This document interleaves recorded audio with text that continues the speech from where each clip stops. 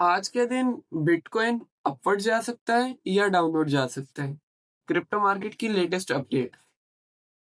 देखा जाए तो आज संडे है और आज मार्केट में कोई भी न्यूज नहीं है। लास्ट न्यूज हमें 11 घंटे पहले मिली थी जो H1B वीजा के रिलेटेड थी।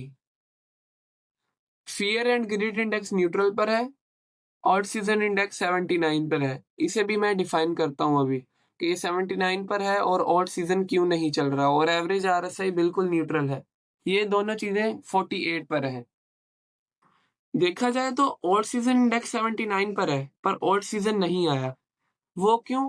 क्योंकि ये जो इंडेक्स है ये हमें पिछले 90 दिन का परसेंटेज व्यू देता है, तो परसेंटेज वाइज पिछले 90 दिनों में ओल्ड कॉइन ने अच्छा परफॉर्म किया है। तो फिलहाल के लिए इस पे बाइंग और सेलिंग करना, इसको देखकर इसको हम स्किप कर देंगे। सिर्फ इन दो चीज़ों पर फोकस करना है। टेक्निकली वाइज देखा जाए तो ये जो अपवर्ड ट्रेंड लाइन थी, बिटकॉइन ने इसका ब्रेकडाउन कर दिया है, पर मैं यहाँ से लॉन्ग की ट्रेड ले रहा हूँ। ऐसा क्यों है? क्योंकि मुझे ऐसा लगता है कि ये एक फेक आउट है।